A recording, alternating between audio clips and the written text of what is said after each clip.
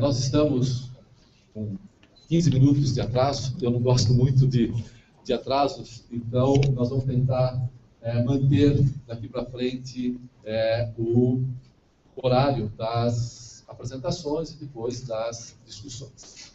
A nossa primeira apresentação será feita pelo professor Parra, sobre a importância e problemas da fitossanidade para o agronegócio brasileiro. O professor Parra, fui aluno do Parra, uma satisfação enorme, né, realmente. Eu me dava carona quase diariamente para a Exalc, então facilitava a minha vida lá em Piracicaba bastante. O professor Parra, ele é formado na Exalc, onde ele também fez mestrado e doutorado, com um pós-doutorado na Universidade de Illinois, em Urbana-Champaign, entre 97 e 78. Atualmente é professor titular do Departamento de Pomologia e Agronomia da Exalc. Ele foi diretor também da Exalc nos anos recentes. Ele é membro da Academia Brasileira de Ciências desde 2000 e membro da Academy of Science of Developing World, AAS, desde 2002. Recebeu a comenda da Ordem Nacional do Mérito Científico, também em 2002. Pertence à classe da Grande Cruz da Ordem Nacional do Mérito Científico, em 2010.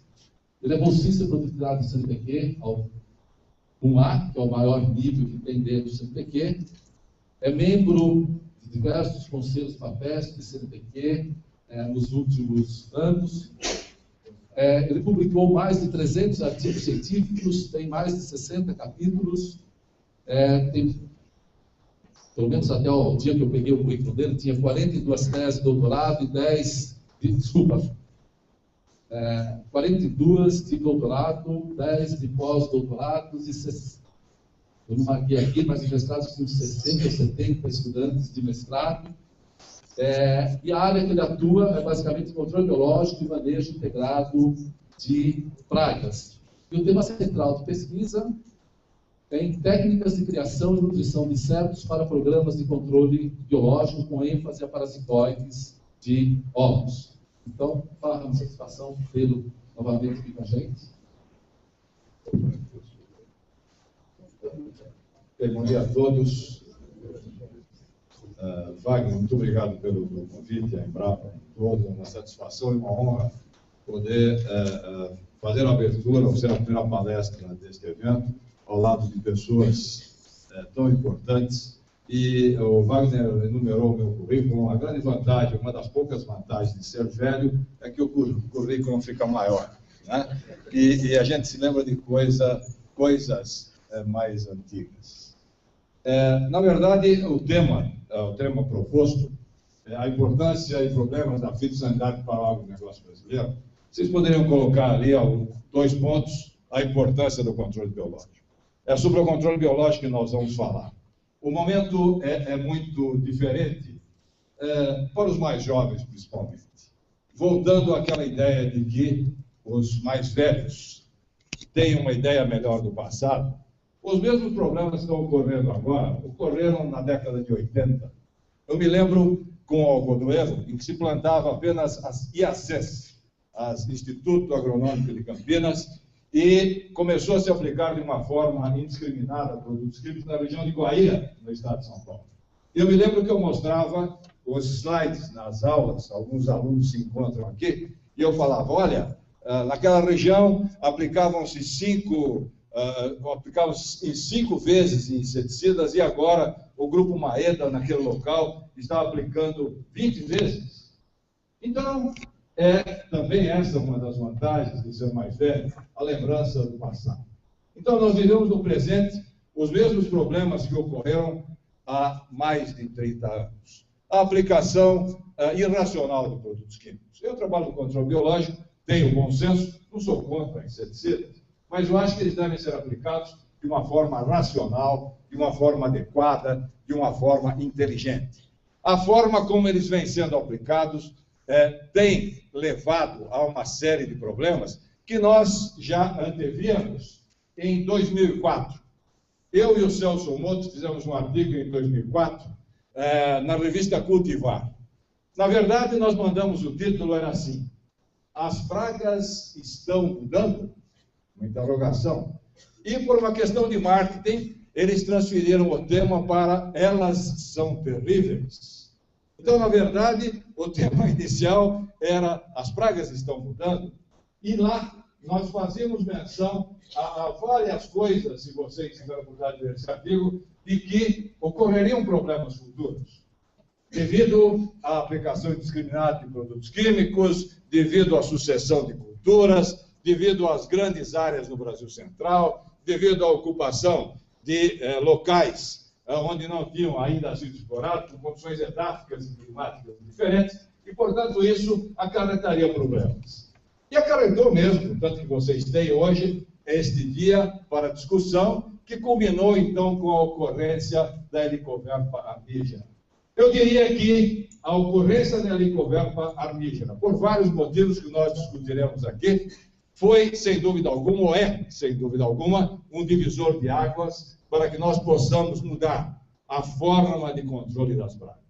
Logicamente que a racionalização, a aplicação de produtos químicos seletivos, uma forma obedecendo a algum planejamento prévio, inclusive de plantio das culturas, fará com que, a partir deste momento, nós pensemos numa forma de utilização diferente de controle, incluindo controle biológico e outras formas de controle, para que nós tenhamos sucesso. A exclusão de controle químico, logicamente, que não é o objetivo que eu vou falar aqui, porque isso é utópico, obviamente. Foi falado aqui sobre pimentão como grande produtor. A Espanha é o maior produtor mundial de pimentão. E lá realmente parou de se aplicar produtos químicos, porque foram proibidos os inseticidas. Mas lá é uma condição diferente, são casas de vegetação em que se aplicam apenas agentes de controle biológico e com sucesso. Aqui entre nós, o que nós devemos pensar é numa realidade diferente, a utilização, se possível, de manejo integrado de pragas. Bom, então eu vou primeiramente falar alguma coisa sobre a agricultura brasileira. O Brasil, ele é líder na agricultura tropical, sem dúvida alguma, é líder, obviamente, na América Latina, e nos últimos anos ele desenvolveu uma tecnologia própria para condições tropicais. Nós podemos dizer, sem medo de errar, que o Brasil é líder em agricultura tropical e que tentou utilizar pacotes tecnológicos de climas temperados e, obviamente, nem sempre foi bem sucedido ou nem sempre houve sucesso que nós esperávamos. Ele é líder na agricultura tropical, esse slide é um clássico, né? Todo mundo já viu muitas vezes, e eu até me frustro, eu conto sempre isso. Eu fui dar uma palestra em Niagara Falls, no Canadá, e eu falava sobre controle biológico. E quando eu terminei a palestra, contei toda a história do controle biológico no Brasil. Quando eu terminei a palestra, eles me pediram 2 slides. Um era esse, e o outro era relacionado a algodão, em que eles empacotam, inclusive, o algodão na própria cultura lá no Brasil Central. Então foi frustrante, porque eu falei de entomologia, eles pediram o slide de agricultura. Mas é essa a realidade. O Brasil é líder em agricultura tropical, desenvolvendo uma tecnologia própria, seja em algodão, seja em cana-de-açúcar, sejam diferentes áreas. E eu considero particularmente, que o Brasil tem tudo para ser o celeiro do mundo. O celeiro produzindo alimento para o mundo, e vocês podem muito bem ver também nesse slide, bastante mostrado, onde nós temos a área utilizada e a área agricultável não utilizada, em que o Brasil é o único que tem uma área disponível para aumentar a sua produção, aquelas de 187 milhões de toneladas de grãos alcançada este ano. Portanto, o Brasil é líder e tem tudo para alimentar o mundo. E é interessante que, do total de área que nós temos no Brasil, do total agricultável, apenas 18% é utilizado. Então, isso nos dá a sensação de que nós temos tudo para sermos o celeiro do mundo. Norman Borlaug foi o prêmio Nobel que ganhou o Nobel na década de 70 com a Revolução Verde. E ele falava que no Brasil, dar-se-ia a segunda Revolução Verde com a ocupação do Cerrado. E mais ou menos isso é o que está acontecendo. Norman Borlaug morreu faz uns 4, 5 anos aproximadamente, mas era um amante da agricultura brasileira. Nós temos aí que, como eu disse, nós somos líderes e, praticamente, esse slide também é um clássico, mantendo praticamente a área plantada, nós chegamos aos 187 milhões de toneladas de grão. Portanto, nós desenvolvemos uma tecnologia para a nossa agricultura e, sem dúvida alguma, é graças ao agronegócio que nós temos aí uma posição privilegiada no cenário nacional. A agricultura brasileira hoje é pujante, representa 30% do PIB, 40,4% das exportações e 37% dos empregos. Somos líderes mundiais, como todos vocês sabem, em café, suco de laranja, açúcar, soja, feijão, carne bovina, milho, carne suína, carne de frango, etc. Bom, o que o modelo tecnológico atual exige? O modelo tecnológico atual exige qualidade de produtos, preços, estabilidade de produção, contratos de longo prazo, mas, sobretudo, imagem no mercado. O Brasil hoje é um grande exportador. Os produtos devem ter alta qualidade e, sobretudo, sanidade. Então, nós temos que aumentar a produtividade, levando em conta a qualidade de processos e produtos, sem degradação ambiental e, se possível, de uma forma sustentável.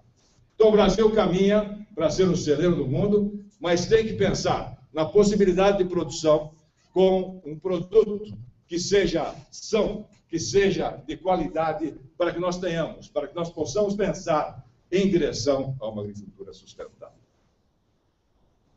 É o MIP, sem dúvida alguma, uma das soluções. O manejo integrado de pragas, que é aquela técnica que visa manter as pragas abaixo do nível de dano econômico, levando em conta, além dos critérios econômicos, que obviamente são necessários, mas também os ecológicos e os sociais. Então, nós vamos fazer uma tomada de uma série de medidas, um conjunto de medidas que incluem o controle biológico e que incluem também o método químico. Então, é apenas a racionalização de controle, a integração de diferentes métodos de controle em direção a uma agricultura sustentável. Na verdade, MIP quase nunca se fez no Brasil, ou pouco se fez no mundo. Apenas em soja, na década de 80, fez-se alguma coisa com relação a MIP. O que se faz, na verdade, é a utilização de controle biológico, ou feromônios, e orientação para levantamento, amostragens de pragas e inimigos naturais. Então, houve, por muito tempo, os citricultores tendo os seus pragueiros, fazendo levantamentos populacionais, algumas propriedades no sul do Brasil, macieiras, fazendo levantamentos com feromônios, com iscas, para avaliar o momento da aplicação. E, realmente, muito pouco se faz em termos de MIP, na acepção da palavra, exceto em cana-de-açúcar, em que se faz realmente, mas única e tão somente, o controle biológico. Mas isso, não fiquem tristes, isso é um problema mundial. Esse indivíduo, chamado Heller foi um pesquisador, ele é recém-aposentado, um pesquisador, um professor da Universidade da Califórnia, em Davis, e ele foi presidente da IOPC, da Organização Internacional de Controle Biológico, e ele dizia, hoje nós poderíamos mudar a fala dele para 4 décadas, porque foi em 2000 publicado esse trabalho, a despeito de 4 décadas de pesquisa, tem muito pouco I, ou I, no IPM. Então, pouca integração, na verdade, daqueles métodos de controle para que nós pudéssemos atingir o nosso objetivo, para que nós pudéssemos atingir o nosso gol.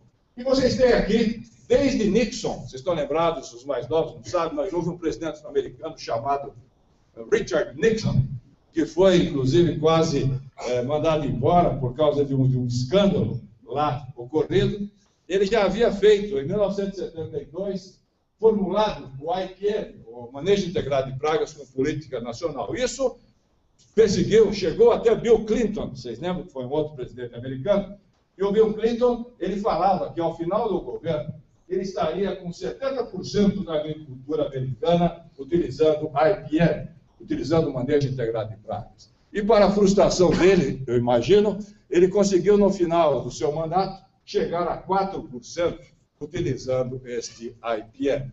Então, realmente, vocês veem que não é uma coisa trivial, não é uma coisa muito fácil. Então, nós temos uma liderança em agricultura tropical. Nós queremos fazer MIP, nós queremos fazer controle biológico. Mas a agricultura brasileira, ela é perversa para controle biológico. Nós poderíamos assim dizer. Essa perversidade está ligada principalmente ao fato de nós termos no Brasil Central, especialmente, áreas muito grandes. É muito comum nós termos um agricultor com 30 mil hectares, com 50 mil hectares de soja, de algodão, de milho, o que muitas vezes inviabiliza, e eu vou falar por quê, a utilização do controle biológico. Então, nós temos características que favorecem muito o controle biológico. Nós temos uma biodiversidade fantástica, que, na verdade, é pouco conhecida, pouco explorada e pouco utilizada. Por outro lado, nós temos características edáficas e climáticas que favorecem as pragas, que têm gerações sucessivas e dão uma perda de 12 bilhões de dólares anualmente.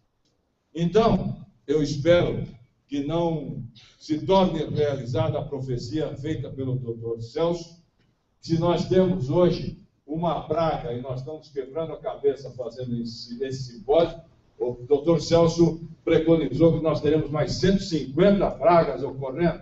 É bom para nós que nós temos serviço, né? Mas, na verdade, será um problema para toda a agricultura brasileira, haja vista que apenas a Helicover parmígera, ela vem dando uma perda aí que nós estamos todos muito preocupados. Então, nós temos condições climáticas, condições edáficas para as pragas. E nós temos que pensar que, dada aquela perversidade, dadas as características da nossa agricultura, nós temos que fazer com o controle biológico o mesmo que foi feito com a nossa agricultura.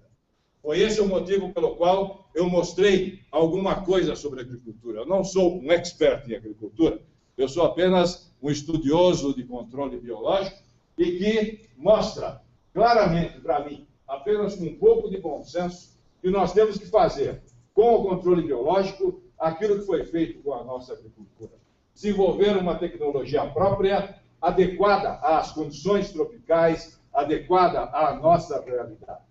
Então é isso que nós temos que pensar nesse momento, como eu disse, que é um divisor de águas no qual todos consideram, indiferentemente da área em que se trabalhe, que nós estamos aplicando de forma exagerada controle químico, de uma forma inadequada, de uma forma irracional em alguns momentos. Apenas lembrando, eu trabalho bastante com cítricos agora, e estou trabalhando com o inimigo natural do agente vetor do crine, psilídeo chamado de aforina cítrica. E eu estou criando esse inimigo natural e tentei fazer algumas liberações. Mas na agricultura, também, Marcelo, aqui do Fundecidos, em algumas áreas comerciais, né, Marcelo? O pessoal faz até 50 aplicações por ano, praticamente uma aplicação a cada semana. Isso inviabiliza controle biológico, indiscutivelmente. Então, nós temos que pensar, sem dúvida, de desenvolver uma tecnologia própria para que nós possamos utilizar, nesta situação, o controle biológico. Então, devo dizer que nós temos um problema entre nós.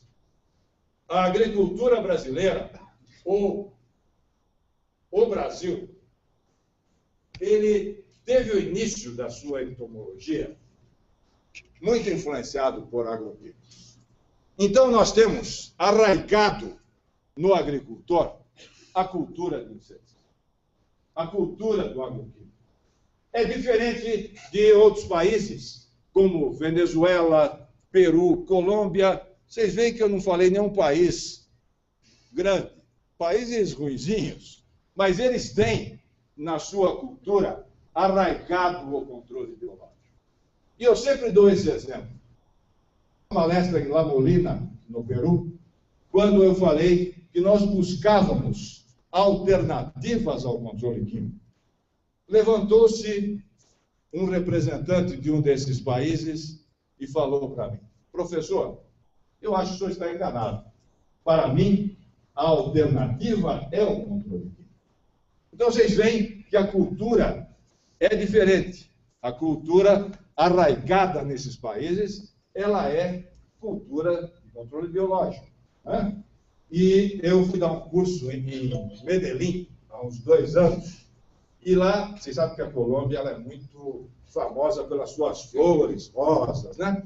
E havia, no dia que eu estava lá, no dia seguinte, eu fui no congresso, depois eu fui na festa, e eu fui lá ver uma comemoração em que eles faziam comemoração com as flores. Praticamente todos os carros de flores tinham insetos benéficos. Joaninhas, por exemplo. E aqui no Brasil, o cara vê uma joaninha, ele quer matar desesperadamente, ele não sabe que aquilo lá é um inseto benéfico. Então, a cultura, ela é arraigada na população, né, que entende que realmente há necessidade de se pensar um pouquinho de forma diferente. Então, a cultura é de agroquímicos. Também isso é um aspecto que deve ser levado e que deve ser transformado. Então, diferentemente de outros países da América Latina, que foram influenciados por universidades americanas que enfatizavam o controle biológico. Especialmente a Universidade da Califórnia, que é considerada o berço do controle biológico, né? Então, eles influenciaram muito esses povos. Tinha pesquisadores como Paul Debye, dentre outros, né? Kent Reagan, pesquisadores que influenciaram Van der Bosch, que influenciaram esses países. Bom, uma outra coisa que eu acho que nós temos que pensar também, além de desenvolver uma tecnologia própria, a gente que é mais velho, a gente acompanhou muito a evolução e a tendência da universidade. Eu trabalhei no início da minha carreira no Instituto Agronômico, então eu tive a oportunidade de trabalhar com o Instituto de Pesquisa, depois numa universidade. Antigamente, se você trabalhasse com uma empresa, era pecado mortal, né? Vocês lembram que é pecado mortal? Né? Então, era pecado mortal. Logicamente que hoje a mentalidade mudou e nós temos que fazer um relacionamento, né, entre o setor público e o privado, no sentido de pensar também em controlar essas pragas, mudando, então, esta mentalidade. Mas, sobretudo, eu acho que nós temos gente treinada hoje. Nós temos entomologistas treinados, por exemplo, em controle biológico, de todos os que se formaram a partir do início dos nossos cursos de pós-graduação, 25% são formados em controle biológico, incluindo mestres e doutores. Então, houve uma mudança de mentalidade, está havendo, e houve uma formação de recursos humanos na década de 70. Então, o Wagner fez a citação de quantas pessoas orientei, eu vou corrigir apenas, porque isso me dá bastante satisfação e orgulho. Recentemente, defendeu a tese, o 70º orientado entre mestres e doutores, agora em junho, né? Aí foram 42 doutores que eu orientei e 58 mestres, né? Até hoje. Espero continuar mais um pouquinho. Então, nós devemos chegar no número maior. Mas e grande parte deles formados em controle biológico. Então, nós temos uma massa crítica graças a esses cursos de pós-graduação. Formados, então, em todos os pontos do país, desde o INPA, lá na Amazônia, até a Universidade de Pelotas, no Rio Grande do Sul. Estou vendo Martins aqui, pelotense, né? Sem demérito nenhum, eu também sou campineiro, mas não fanático, não. Então nós temos aqui representantes desses diferentes locais. Bom, então surgiram os programas inter e multidisciplinares em nosso país. Surgiram programas que avançaram para onde nós esperamos que cheguemos agora. Houve uma mudança de mentalidade. Como eu comentei, e eu dou sempre esse exemplo, muitos de vocês ouviram falar, quando eu comecei a trabalhar com controle biológico, criar insetos, eu fui entusiasmado para minha casa e contei para minha mãe, na época viva, que eu estava trabalhando com criação de insetos. Ela me olhou com uma cara de que eu não era muito normal. Então, é mais ou menos isso que prevalece ainda hoje, né? Embora hoje já mude-se um pouco, mas essa mudança de mentalidade, que é necessário criar e não matar insetos. A segunda fase foi o treinamento e a terceira fase, aperfeiçoamento em técnicas de criação de insetos. Então, quando você vai fazer um controle biológico, isso que eu quero que a turma saiba, que existe uma ignorância muito grande, não aqui no público presente, mas o agricultor como um todo. Quando você vai fazer um programa de controle biológico, existem etapas a serem transpostas, que vão desde a coleta e identificação dos insetos, passando por estudos básicos, comportamentais, avaliação de dinâmica. Se eu tenho um inimigo natural de ovos, eu tenho que ter ovos. Se eu tenho inimigo natural de larvas, eu tenho que ter larvas. Então, eu tenho que saber qual é esse momento, como eu vou liberar, número de parasitões liberados, pontos de liberação, época e forma de liberação. Eu tenho que produzir coisa boa, que seja competitivo com insetos da natureza, e posso até usar, obviamente, produtos químicos, desde que sejam produtos racionalmente e adequadamente utilizados, produtos seletivos, para que nós avaliemos a eficiência. Então, formaram seus recursos humanos, esses programas difundiram-se pelo Brasil, pela América Latina, surgiram livros, literatura sobre o assunto. Esse volume de publicações nos últimos anos foi muito grande. Então, aumentou tremendamente o número de publicações sobre o assunto na área. Então, hoje nós temos publicações sobre a nossa fauna, sobre a nossa biodiversidade, que nos permitem estarmos seguros daquilo que nós estamos fazendo em se tratando de controle biológico. E o controle biológico não é muito antigo. Embora os chineses usassem lá no século III já formigas para controlar pragas de cítricos, foi o marco do controle biológico em 1888, quando importaram da Austrália uma joaninha para controlar uma praga de cítricos.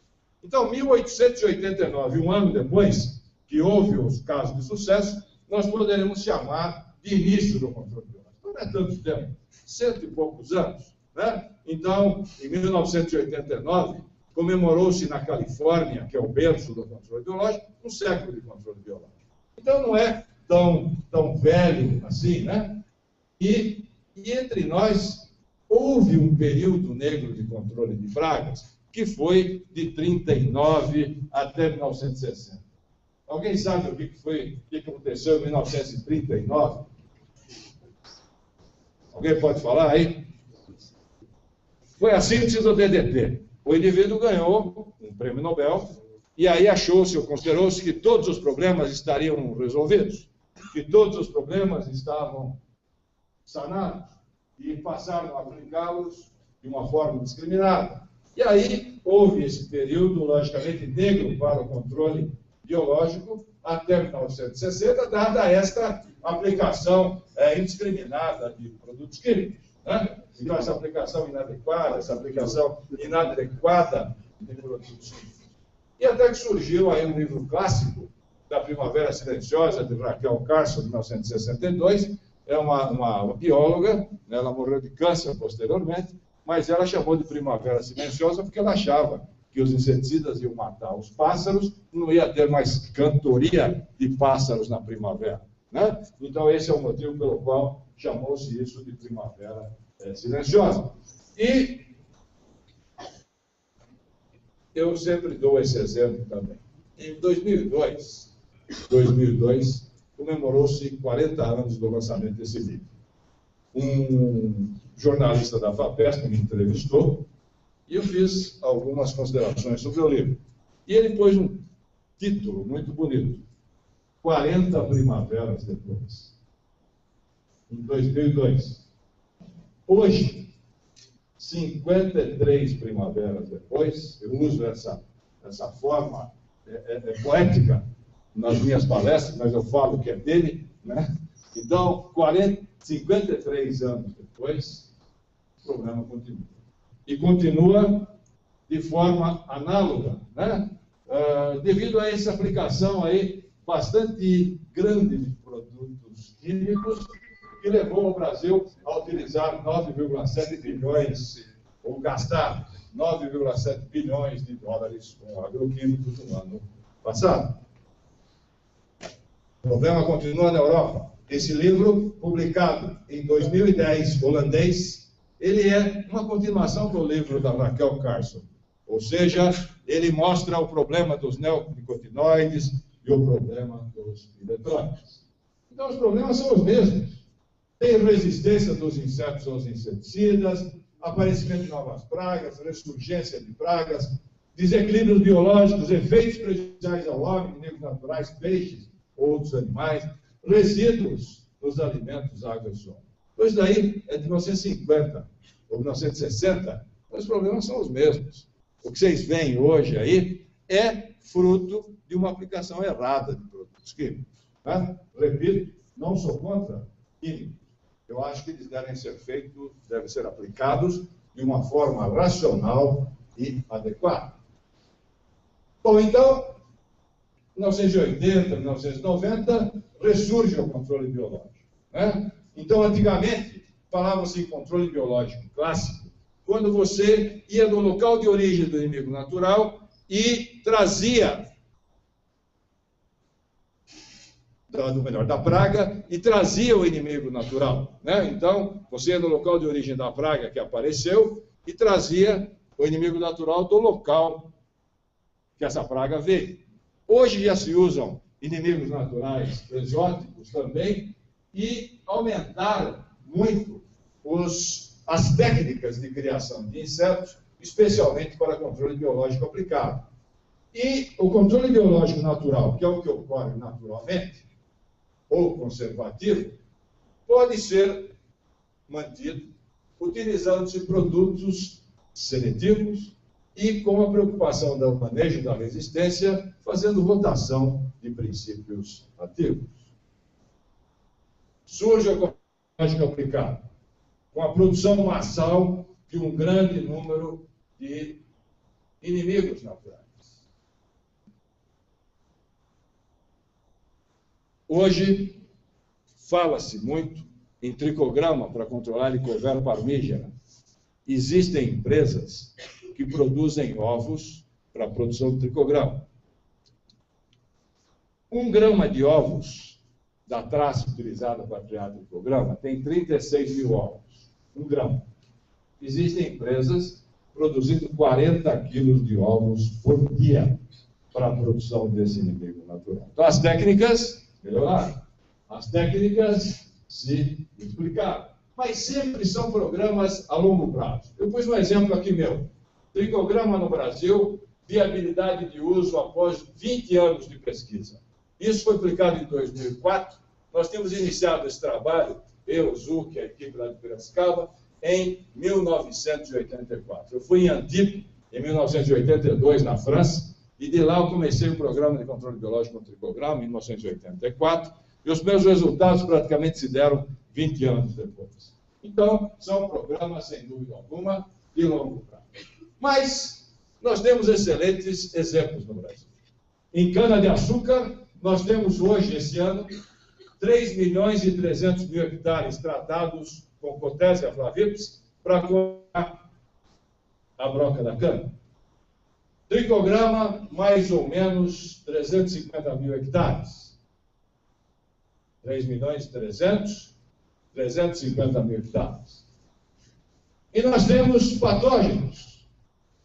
Metarrígio em mais de 2 milhões de hectares em cana-de-açúcar tricoderma para controlar o mofo branco em soja em 2 milhões de hectares, esse nematóide para controlar a vespa de florestas, 1 milhão de hectares, e baculovírus em soja, que é utilizado hoje em 200 mil hectares. Baculovírus já chegou a ser utilizado em 2 milhões de hectares, quando o problema era anticárcia, a lagarta soja, e nesar. Hoje os problemas são outros. Já surgiu o complexo Spodoptera, o percevejo marrom ficou mais importante. Então mudou-se, mudou a cara, né, da entomofauna da soja. Mas, de qualquer forma, são números bastante expressivos, né? Números bastante expressivos e que são muito importantes em cana. Cana planta-se hoje mais ou menos 8 milhões de hectares. Desses 8 milhões de hectares, 50% é controlado biologicamente, enquanto que os inseticidas são um número bem menor e sem controle em torno de 40%. Então, isso mostra que realmente nós temos gente, nós temos potencial, nós temos possibilidade de utilização, usando às vezes técnicas simples, como a produção desses naturais em laboratório, usando esquemas de produção bastante simples e que, usando uma mão de obra, que eu não vou entrar em detalhe, especializada, criando insetos em dietas artificiais e submetendo ao parasitismo este inseto, nós conseguimos produzir sempre, como vocês veem, uma grande quantidade de gente. 70% a 80% do custo de produção é mão de obra. E esses copinhos sendo liberados em campo. Isso levou a uma redução de 10% da intensidade de infestação para 2%, dando uma redução em dólares de perdas de 100 milhões de dólares para 20 milhões de dólares a partir da década de 70. Mesma coisa, tricograma, né? Que é produzido, é um parasitóide de ovos, e que vem sendo muito falado para utilização em controle de Helicobacter parmígera. Para isso, precisa uma grande quantidade de ovos para que esses inimigos naturais sejam liberados em condições de campo. E existem outros casos. Em 1996, apareceu o minador dos cítricos, Philoctenis citrella. Nós fomos para os Estados Unidos, produzimos a Geniaspe citrícola, produzimos em laboratório, usando o sistema de produção, liberamos este parasitóide em campo e nós conseguimos inverter a tendência populacional com a liberação em todo o estado de São Paulo. Então, existem casos de sucesso. O que eu não quero é, se for implantado, é que nós comparemos a nossa agricultura com a agricultura de países como a Holanda, por exemplo. Lá eles fazem controle biológico em casas de vegetação. São casas de vegetação, às vezes, de 5 hectares, mas não são coisas comparáveis. Eles plantam o morango, que vocês estão vendo, não tem contato com a terra, já colhe o morango diretamente, né, para a caixinha de produção. E lá eles usam muito controle biológico, inclusive aqui para o pimentão, como vocês podem ver. E tem até equipamentos para fazer a liberação, robôs que fazem a liberação dos inimigos naturais dentro da casa de vegetação. Então, logicamente que isso é uma realidade diferente. Usam polinizadores, aumentam tremendamente a produção de tomate, por exemplo, utilizando polinizadores e conseguem resultados espetaculares. Então, eu só queria lembrar uma coisa para vocês. Acho que eu tenho 20 minutos ainda. O controle biológico, nós temos o controle biológico clássico, o controle biológico conservativo e o controle biológico aumentativo ou aplicado. O controle biológico clássico é aquele que aparece uma praga, eu importo do lugar de origem o inimigo natural e vou liberar. A conservação é aquilo que eu devo conservar, que já existe. Vou usar produtos seletivos, vou fazer a rotação de produtos. E a multiplicação que é o controle biológico aplicado ou aumentativo, que eu vou aumentar e vou utilizar como se fosse inseticida. Esse mais aceito pelo agricultor, porque se parece mais com o inseticida que ele está acostumado. Eu vou usar uma liberação inundativa de inimigos naturais. O controle biológico clássico, no começo, era só com inimigos naturais exóticos. Hoje, nós temos que usam-se muitos inimigos naturais nativos. Então, podemos explorar a nossa biodiversidade. O controle biológico natural, repito, eu devo usar produtos seletivos e manejo da resistência para que eu conserve o inimigo natural que é responsável dentro dessa casinha pela mortalidade natural do agroecossistema.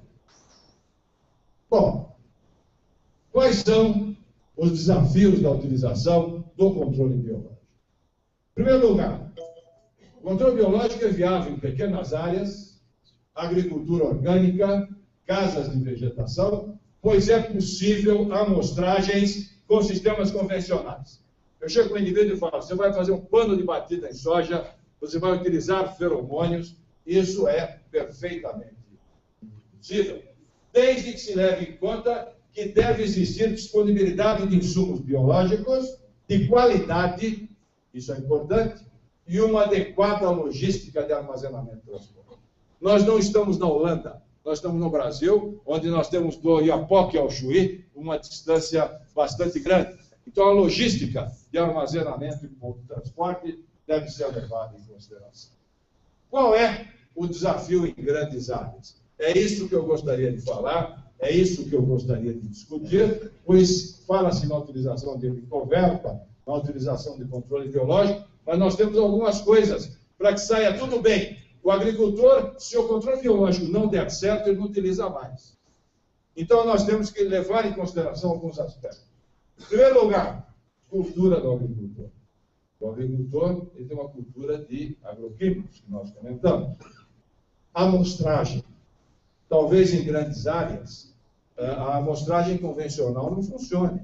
Nós teremos que pensar em sensoriamento remoto, feromônios, por exemplo, para que nós tenhamos sucesso.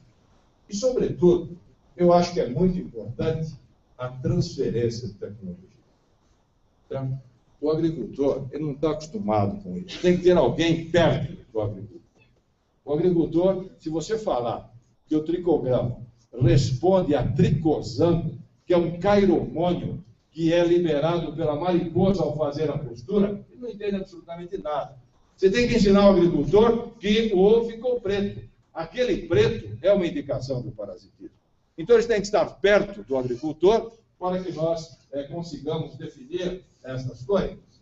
Logicamente que tem que haver a disponibilidade do inimigo natural. Se vocês pegarem o mundo existe, no mundo existem, por esse trabalho do Van Lenteren, de 2012, existem 230 espécies disponíveis. Eu pus 240, porque conversando com o Van Lenteren, ele me falou que já existem na Europa mais 10 inimigos naturais. Então seriam 240. Mas tomando por base esse trabalho de 2012, 230. No Brasil, tem 5, 6 disponíveis. Portanto, isso é, sem dúvida alguma, um problema. Então, nós temos o problema, sem dúvida alguma, nós temos o problema da disponibilidade do insumo biológico. E esse insumo deve ter qualidade. Ou seja, não adianta o indivíduo vender um inseto que não voe, que não parasite, que não nasça, né? Então, nós temos que ter preocupação com isso para que nós tenhamos sucesso. Bem como, tem alguém de legislação aqui, eu sei, nós temos que desenvolver uma legislação para controle biológico. Ainda ela é meio capenga, nós diríamos. Ela é muito baseada na dos inseticidas e, portanto, a necessidade de nós façamos uma legislação própria. À tarde, o Gustavo vai falar sobre a Associação de Controle Biológico, já é um avanço, né, cuidando desta legislação. E, logicamente, nós temos que pensar na logística. Dê uma olhada nesse mapa. Veja o tamanho do Brasil e vejam o número de países que cabem dentro do Brasil. Então, isso dá uma ideia da necessidade de uma logística adequada para que nós possamos pensar em utilizar controle biológico adequadamente nos nossos 8.500.000 hectares. E técnica de liberação. Nós temos muita formiga. Não adianta liberar o inseto exposto. Se você liberar o inimigo natural e ele for exposto aos inimigos da natureza, em 2 horas as formigas acabam com os inimigos naturais. Então tem que ser liberadores que não permitam o contato do inseto com a natureza. Tem que ser cápsulas, como o pessoal vem utilizando, de tal forma que saia o inimigo natural, mas não entre as formigas. E quando você lê um trabalho na Holanda, eles nem falam em formiga, eles não têm formiga. Né? Então, na verdade, é uma outra realidade que nós temos que levar em conta. E a nossa agricultura. E é esse o assunto daquele artigo que eu falei. Foram ocupadas áreas de pastagens e áreas de cerrado. Faz-se irrigação. Existe uma sucessão e rotação de cultura. Eu sou do tempo, acho que o Eduardo também é desse tempo, em que se plantava o milho em outubro e colhia-se em março. Agora tem uma sucessão. Nem se pode mais falar de safrinha, porque a safrinha é maior que a safrona. Né? Então, já não dá para se falar mais em safrinha. Então, essa alteração, essa sucessão, essa rotação, o plantio direto, novas variedades, pragas introduzidas, Helicoverpa armígera, aliados à utilização maciça de inseticidas e áreas com plantas transgênicas, são uma realidade. Não adianta falar que planta transgênica não é ET, não causa problemas a quem comer. Tudo bem, isso é um fato. Mas o problema é que a planta transgênica, ela altera a entomofauna. Se ela é para mastigador, vai diminuir o mastigador, mas vai aumentar o sugador. Né? Então, a entomofauna só se modifica. E a resistência é um fato. A gente vê a Bolgar. Né? A Bolgar, por exemplo, já tem 2 proteínas, a 3 proteínas já começam a ser resistentes. E o Brasil, esse ano, teve uma área muito grande de plantas transgênicas, milho, 90% de áreas transgênicas, como vocês muito bem sabem. E Helicoverpa veio aí se juntar àquelas pragas introduzidas que sozinhas já causavam 1,6 bilhão de dólares anuais, e como bem falou o Celso, essa daí esse ano deve ter causado mais de 1 bilhão de perdas apenas ela. Portanto, o que se deve pensar para, nesse momento, nós temos que pensar em algumas coisas prementes, e que, em última análise, são a utilização de controle biológico, mas adicionada a outras coisas. Essa é uma lista de coisas preconizada aí pelo Degrande e pelo Celso Moto, agora em 2013, para o controle da Helicoverpa. Deve ter um vazio sanitário, um calendário de plantio, preservarem os inimigos naturais com produtos seletivos, rotação de princípios ativos, refúgio, que o pessoal não faz, refúgios alternativos complementares não aplicar BT, utilização de plantas transgênicas com mais de 2 proteínas, incentivar o controle biológico, incentivar empresas a produzirem inimigos naturais, controle cultural, época de plantio, eliminação de plantas invasoras, etc., e o treinamento em amostragens e assessoramento. Somente com essas medidas, que fazem parte do MIP, nós poderemos reverter a situação. Mas a utilização do controle biológico, incluindo aí, o tricograma é um exemplo, outros inimigos naturais disponíveis, fazem parte dessas medidas que têm que ser urgentemente tomadas para que não haja problemas com relação à nossa agricultura. Então, eu repito, nós estamos fazendo a produção do inimigo natural chamado Tamarixia radiata para controlar a diaforina zília. São produzidos lá na Exalc em grandes quantidades. E nós estamos liberando no estado de São Paulo. Mas só que nós não podemos liberar nas áreas comerciais. Nós temos que liberar nas áreas vizinhas às áreas comerciais, que são o foco da doença, para que nós possamos diminuir a população nesses locais e, consequentemente, diminuir a transmissão.